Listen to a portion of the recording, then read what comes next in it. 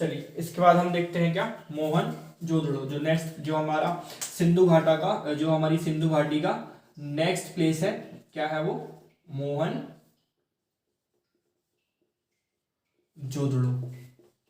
मोहनजोदड़ो भी कहाँ है भैया, मोहनजोदड़ो भी क्या है, पाकिस्तान में है। मोहनजोदड़ो भी पाकिस्तान में ही क्या है, मोहनजोदड़ो पाकिस्तान में है।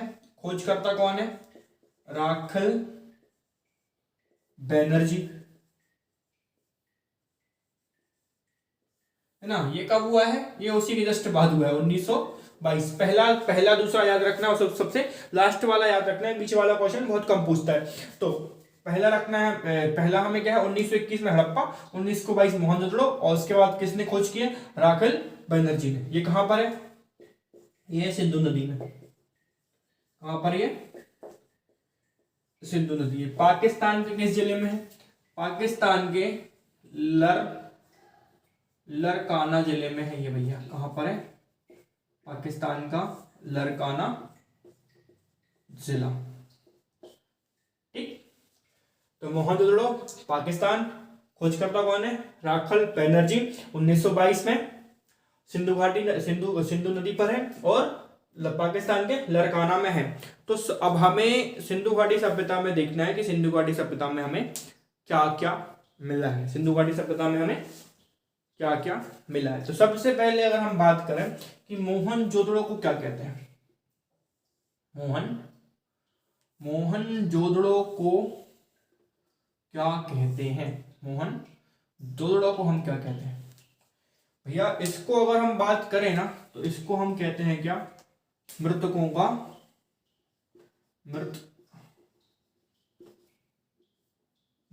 का टीला कहा जाता है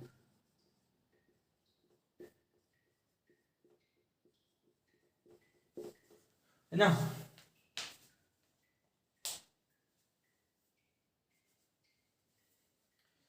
क्या कहा जाता है इसको क्या कहा जाता है, इसको मृतकों का टीला कहा जाता है। किसको, सिंधु घाटी को, मोहनजोदड़ो को क्या कहते हैं, मोहनजोदड़ो को मृतकों का टीला कहा जाता है। तो आपने अगर गौर किया होगा कि मोहनजोदड़ो को मृतकों का टीला क्यों कहा जाता है, मृतकों का टीला क्यों कहा जाता है। तो देखो, सबसे पहले अगर हम एक बात पे गौर करेंगे, किस पे, एक बात पे गौर करेंगे कि जो सिंधु घाटी है ना, सिंधु घाटी में हड़प्पा में हमें क्या मिला था, हमें RS-37 कब्रिस्तान मिला था,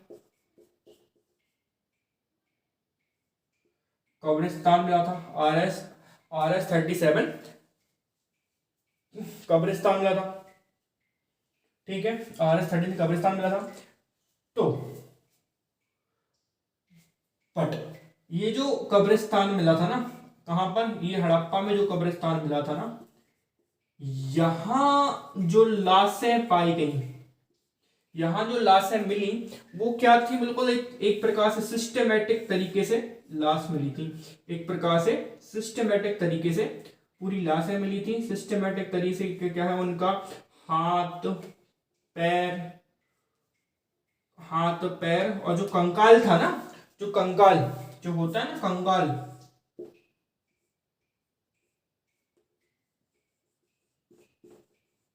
जो कंकाल था वो पूरी तरह, हड़प्पा में जो कब्रिस्तान मिले थे वो जो कंकाल था पूरी तरह व्यवस्थित था। ठीक है, अब जो हमें यहां का कंकाल मिलता है, कहां पर, मोहनजोदड़ो का जो हमें यहां का कंकाल मिलता है, तो इसमें जो लाशें हैं वो क्या है, अस्त व्यस्त मिलती हैं। तो करीबन अगर मैं सही हूं तो 35 या 38 के समथिंग एक टीले पे लाशों का ढेर मिला है। क्या मिला है, लाशों का ढेर मिला है।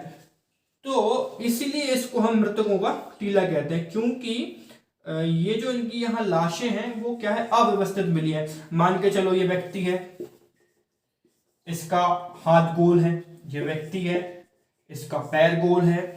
तो अव्यवस्थित लाशें मिली हैं, है ना। और इससे मतलब क्या पता चलता है कि अव्यवस्थित लाशें मिली हैं और मृतकों का टीला, मतलब एक के ऊपर एक लाशें लगी हैं, तो मारकाट हुआ होगा। मारकाट हुआ होगा मतलब क्या है कि लगता है कि यहाँ पर युद्ध हुआ हुआ है ना।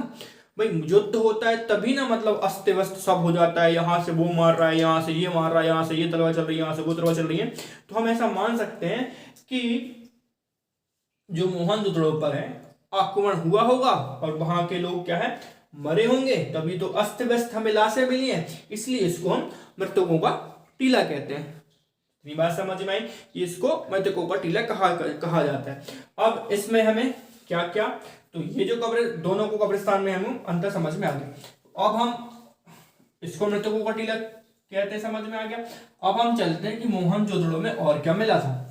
देखो भाई साहब, अन्नागार तो यहां भी मिला है, पुरोहित वहां क्या था, वहां श्रम, वहां का जो मजदूर आवास था, यहाँ पंडितों का आवास मिला है, पुरोहित आवास मिला है, है ना, स्नानागार मिला है, अन्नागार मिला है ना। अगर हम इसकी बात यहां हम चलते हैं मोहनजोदड़ो पे, तो सबसे पहले यहां मिला है क्या, पुरोहित बोलते हैं इसको, पूजा करते हैं, पुरोहित आवास है ना। उसके बाद अगर हम सेकंड पे चलते हैं, पुरोहित आवास, उसके बाद हमें मिला है क्या, स्नानागार,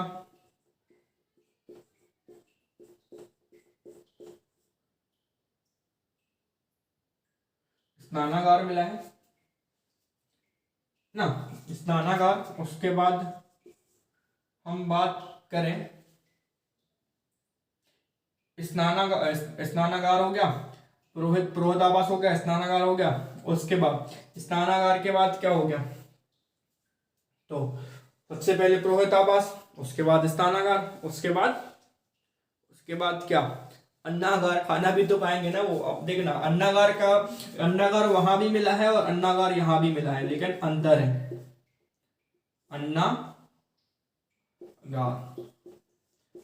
अन्नागार यहां भी और अन्नागार वहां भी, तो दोनों में अंतर है।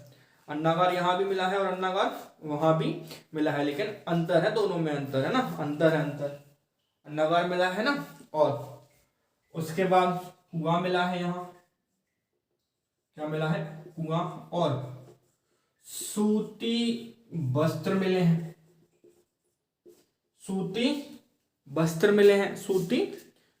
मिले हैं, कपास, सूती वस्त्र, कपास, सूती वस्त्र, कपास। चौड़ी सड़कें हैं, 4,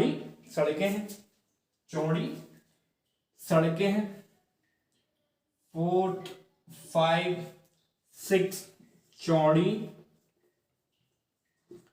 क्या है भाई मेरे, चौड़ी सड़कें हैं। उसके बाद पशुपतिनाथ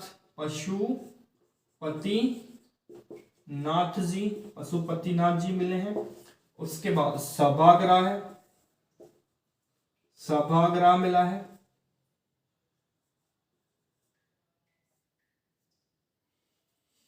उसके बाद सभागृह मिला है। उसके बाद क्या मिला है भैया, नर्तकी जो नाच रही है ना, नर्तकी मिली है। और 10 नंबर पे है क्या, तांबे का ढेर। और क्या मिला है, तांबे का ढेर। तो ये सब चीजें हमें कहाँ मिली हैं, ये सब चीजें हमें मिली हैं मोहनजोदड़ो।